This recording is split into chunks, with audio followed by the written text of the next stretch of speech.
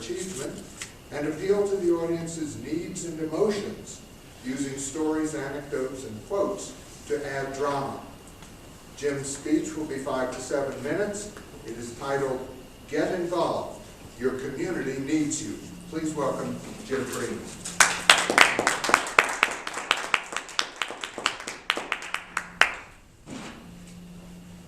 Thank you, Mr. Toastmaster. Fellow Toastmasters, welcome Dale. Get involved. Your community needs you. I heard this phrase, my mom and dad told me, and I suspect your parents or someone in your life has told you, get involved. And sometimes they say your community needs you or get involved just there. And yes, Mom, I do it, but I'm busy. And so often, and then we're getting involved, we get in there, we do it, and then we move on. And sometimes we're involved and we don't even know it. And sometimes by being involved, your life changes. And you know it or not. And sometimes, you know, by being involved, your life does change. But the key piece is get involved. And my mom says, you know, whatever you do, just don't sit there, get involved. And often we are stymied because, wow, I don't have time, yes, it's a great idea. But we can all come up with individual excuses and rationale that, not this time, next week, too busy. Well, sometimes life presents you an opportunity that, yeah, this is it, and it's how you deal with it. So I'm going to share a story with you that's an ongoing story for the last year. It's my nephew's family. My nephew Brent is in the Navy. His wife and his family are in Tokyo. They've been in Japan for the last 3 years. And yes, a year ago, a couple, 3 days from now, they were in the earthquake that devastated northern Japan and this follow-on tsunami. They were on the 10th floor of their apartment building, and anything that could be damaged and destroyed was indeed destroyed. They got out with their lives, and very happy. Just lots of others.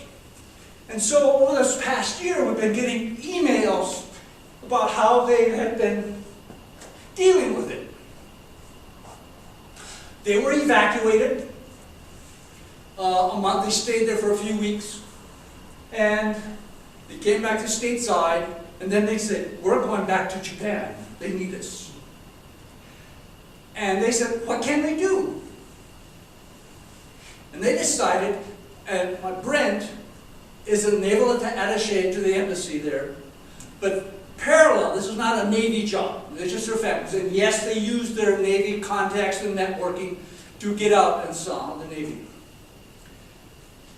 Their oldest is Navar. He's now a senior in high school. Kiana, junior high girl. Naya is now in the 4th grade. And Naya, for months, would not go in a building more than 2 stories high. So, their dog cowers under the bed whenever something shakes. But they went back. They were separated for a day. They did not know where people were. And they finally got together. I have no, but they decided, what can they do? So in last March and April, Brent, just on the weekends, went up into the area as close to the nuclear plants as possible, and just they got involved with schools. What can they do? What can they bring? And they volunteered, connected, they started gathering items, and started delivering it. So, got this email yesterday afternoon, and so I share with it to you. Thought you might like an update of the relief work our family has been doing. We just completed another 4 days in Tohoku, working with various coastal communities in Maikichi-ken during the trip. This is Brent's 27th or 28th trip out into the disaster area, and the girls and I have now completed 6 trips. we decided to pull the girls out of school on Thursday as we figured this is also an important point, a part of their educational process. So we left Tokyo earlier in the afternoon to get an early start on Friday. The road trip up there along the expressway gave us a great chance to reflect on all the progress Japan has made and also how much work needs to get done in the years to come. It gave us a chance to reflect about how much this event has changed our lives, as well as how little time we have here, reinforcing how much work we need to get done before we depart this summer. We are joined by one of Brent's office mates, Kakimoto-san, a Japanese man who works in the same office and has been with the embassy for quite a few years. He's a great asset to us, and it's now a great pleasure to have him join us. As a side note, we learned later on this trip, our work up there has inspired him to become more involved, and he hopes to continue the Freeman legacy when we leave. We got an early start on Friday, leaving Sendai early, heading straight to Noshu in Okanagawa. We're invited to attend the 6th grade graduation, and we're honored to be included in this event. As background, Nishu is one of the 6 schools that we were able to provide various items over the past year, and in fact another shipment of items from the newest list they had provided us. This time we took up more paper, more lamination sheets, erasers, paint, and other classroom supplies. They asked Brent to give a short speech of encouragement for the 7th graders. It's great to see the kids laughing, singing, and enjoying themselves. We were then asked into some of their classes. Naya was asked by the girls in the 4th grade to stay and eat lunch with them and attend their art class. Kiana helped in the 5th and 6th grade English classes, while Brent and I unloaded the van. It was a great opportunity for us to see the kids that we've been helping for these many months. After lunch, Brent was asked by some of the boys to play catch with the new gloves that we're able to give them. The weather's still cold, and on this trip we were able to give the rest of the winter coats that they had needed. 16 coats in all on this trip, and what amounted to over $100,000 worth of coats and supplies we've delivered this year. On one hand, it was great to know, or at least believe, that we finally got every kid that needed a coat, a good quality winter coat. On the other hand, it was frustrating that for some of the kids, they had to wait so long to get such an important item. On Friday night, we stayed at a fish factory in Ishimoku. The girls were not too sure about it, but it turned out to be great fun and gave the girls a good look into our youth hostel days that Brent and I shared when we were younger. On Saturday, we traveled to a little village we had not been to.